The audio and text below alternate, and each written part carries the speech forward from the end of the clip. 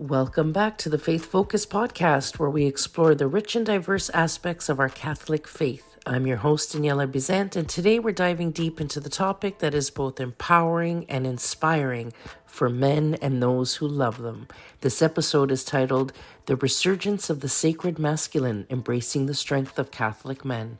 There's been a lot of talk about toxic masculinity lately, and it's important to address and counter that narrative with a focus on the sacred masculine.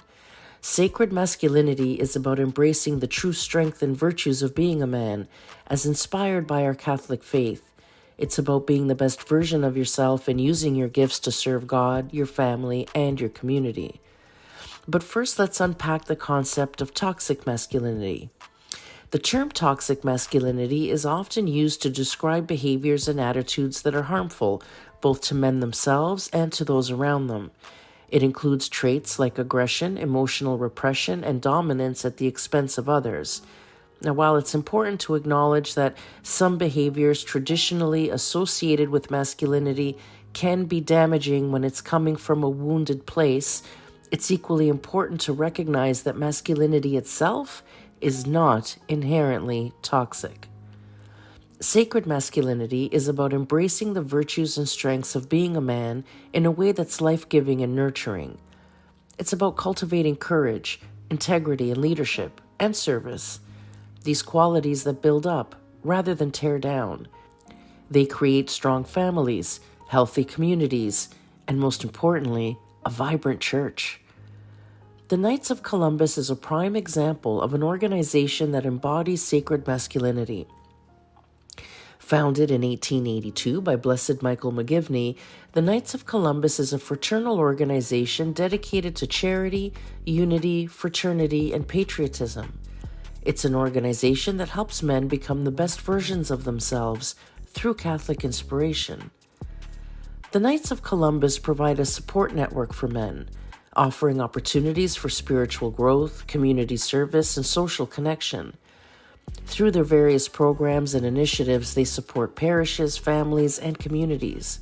Whether it's through charitable activities, organizing events, or participating in prayer groups, the Knights of Columbus are committed to fostering a strong sense of Catholic brotherhood.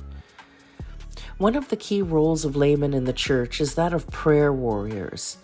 The concept of prayer warrior is deeply rooted in our faith. These are men who dedicate themselves to prayer, interceding for the needs of others, and seeking God's guidance in their own lives.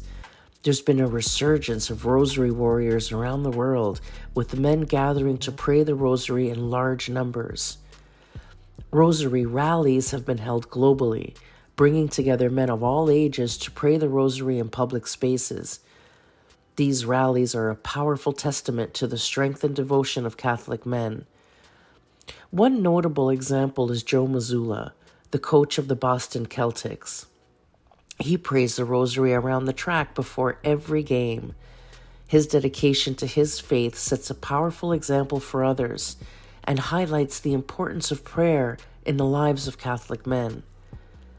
Let's touch on the societal attacks on masculinity. Some believe that it's part of a larger effort to weaken our society. If our male population is weak and disembodied spiritually, it could benefit foreign adversaries. However, well-adjusted, devoted Catholic men are a counterforce to this narrative. Their lives are enriched by living fully in their Catholicism.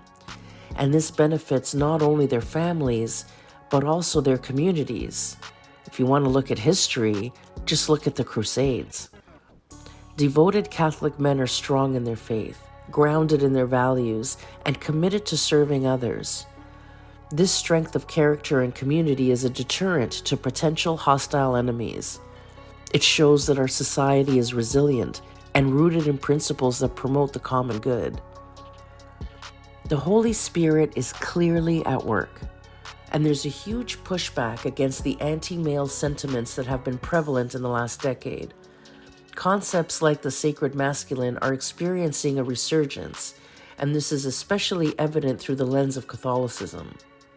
The sacred masculine is about embracing virtues like courage, integrity, and leadership, and using these qualities to serve God and others. For men looking to pursue this knowledge and strength, there are many ways to get started. Contact your local church, reach out to the Knights of Columbus, and get involved in parish activities. And if your parish doesn't have the robust religious activities you're seeking, don't be discouraged. The Holy Spirit can guide you in creating those solutions. Gather a group of like-minded men, start a prayer group, or organize community service projects. Your initiative can make a significant impact. Annapolis Royal, a place experiencing a resurgence of faith, is a testament to the power of the Holy Spirit at work in our communities. People are returning to the church after years of absence, and the Knights of Columbus are preparing for a major influx. This is a testament to the power of the Holy Spirit at work in our communities. Annapolis Royal is often referred to as the cradle of the nation, the birthplace of Catholicism in Canada. This resurgence is a beautiful sign of renewal and hope that we imagine is going to happen everywhere. In closing, I want to encourage all men to embrace their sacred masculinity. This isn't about fitting into a specific mold, but about getting the best version of yourself and using your gifts to serve others. The church needs strong, devoted men to lead and inspire the next generation. Thank you for joining me on this journey to explore the resurgence of the sacred masculine in Catholicism. If you found this discussion meaningful, please share it with others, subscribe to the podcast, and please leave a comment. It really helps us when you do. Your support helps us to continue to bring this thoughtful and enriching content to life. Until next time, stay blessed and keep the faith alive.